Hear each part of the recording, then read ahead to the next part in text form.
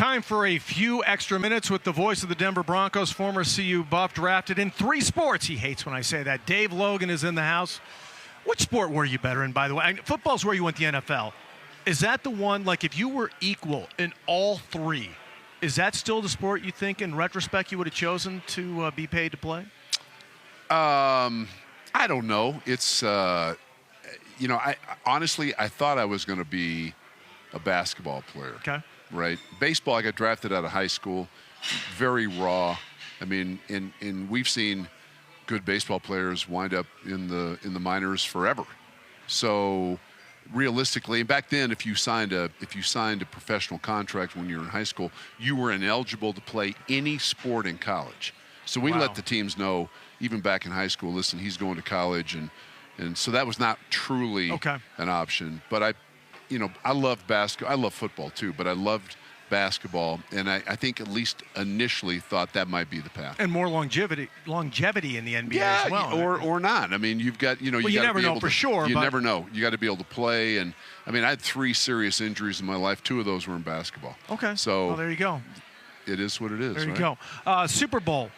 What were your thoughts as you watched the game? I think a lot of people thought that the Eagles were a really good team. I thought that most people were surprised. The Chiefs got blown out. And Patrick Mahomes did not look like Patrick Mahomes. How much of that is because of him, and how much of it because of the skill set and the just tenacity of that Eagles defense? Yeah, I think Philadelphia was really physical, and early in that game collapsed the pocket to the degree that it caused a lot of uncertainty with Mahomes in the pocket. I would have thought that the Chiefs would come out and try to run it a little bit to get them slowed down. You might not make a lot of yards. Kansas City didn't have a great running attack, but I think you have to. I mean, they ran the ball 6 times the entire game. You've got to be able to run it. It helps your offensive linemen, and I thought the game plan was get away from that and also not throw the ball short, but throw the ball at an intermediate and deep level, which means you're exposing your offensive line.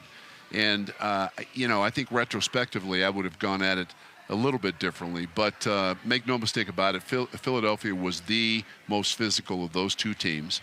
They owned the line of scrimmage. I thought Kansas City's defense played pretty well, to tell you the truth. It was 24-0 at halftime. 1 score on a pick 6.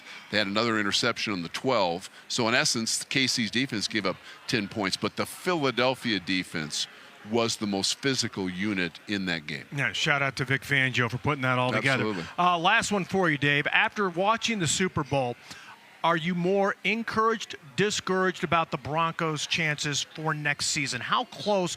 That's the top tier. That's the best of the best. How close are the Denver Broncos to that?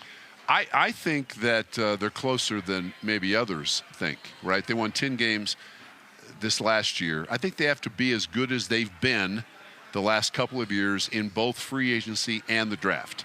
I mean, George and Sean together, they've hit in free agency and they've hit in the draft, and they're going to have another season or 2 like that. But in the NFL now, I used to think to build it would take 3, 4, 5 seasons. I don't think that way anymore. I think there's no reason that Denver can't look next year with a good draft and a good season in free agency and say, listen, we're putting this thing together and we're coming after the Chiefs. Our goal is to win the AFC West. If you do that, you get a home playoff game. That's how to me, that's the mentality you have to have, and we'll see how this season unfolds. Good stuff. Dave, thanks for the time. I appreciate it. Yep, you bet.